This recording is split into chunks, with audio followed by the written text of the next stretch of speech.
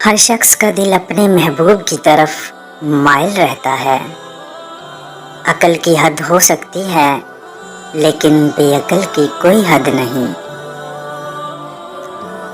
اقوال اور اعمال سے ہمارے ملک کی مختلف قوموں کی اقوام میں پھوٹ نہیں پڑنی چاہیے، بلکہ انہیں متحد ہونے میں مدد ملنی چاہیے۔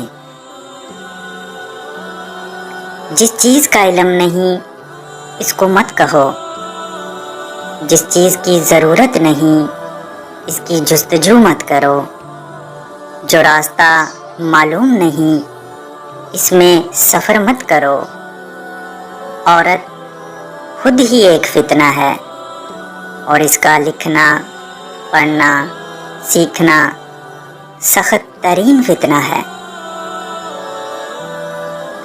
جوانی میں آدھا کھاؤ اور آدھا بچاؤ۔ کامل انسان وہ ہے جس سے اس کے دشمن بھی بے خوف ہوں۔ آرام میں وہ ہے جس کا کوئی گھر نہیں۔ بادشاہ وہ ہے جو اپنے دل کو اختیار میں رکھے۔ غصہ کرنے کا مطلب ہم دوسروں کی غلطیوں کا انتقام اپنے آپ سے لیتے ہیں، اور یہ کتنی مضحکہ خیز بات ہے۔ آدمی کی فطرت ہے کہ وہ اپنی اچھائی سن کر خوش ہوتا ہے۔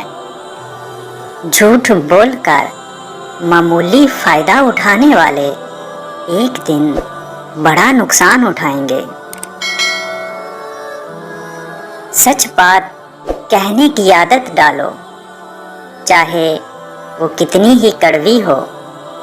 سچ سننے کی عادت ڈالو، چاہے وہ تمہارے خلاف ہی کیوں نہ ہو۔ محنت کرنے والا کبھی پریشان نہیں ہوتا اور سست آدمی کبھی خوش نہیں رہتا۔ علم کی محبت اور استاد کی عزت کے بغیر کچھ حاصل نہیں ہوتا۔ جب بھی فرصت ملے اسے سستی اور بیکاری میں مت گزارو، اور اس کو کسی اچھے کام میں صرف کرو، چاہے اپنے لیے یا دوسروں کے لیے۔ محنت سے انسان کے جوہر کھلتے ہیں اور وہ مشکل سے مشکل کام کو آسانی اور خوبی سے انجام دے لیتا ہے۔ دوستوں کی طرح کتابوں کا انتخاب بھی پوری احتیاط اور توجہ سے کرنا چاہیے، اور ہمیشہ اچھی کتابیں پڑھنی چاہیے۔ دوست ہی نہیں، اگر کوئی دشمن بھی اچھا کام کرے تو اس کی تعریف کرنی چاہیے۔ غور کیا جائے تو اکثر لڑائی جس بات پہ ہوتی ہے وہ بالکل معمولی بات ہوتی ہے اور اس کی کوئی اہمیت نہیں ہوتی۔ سچ بولنے کا مقصد نقصان پہنچانا یا فساد پیدا کرنا ہو تو یہ سچائی نہیں ہوئی۔ ایسے موقعوں پر کوشش کرنی چاہیے کہ انسان چپ رہے۔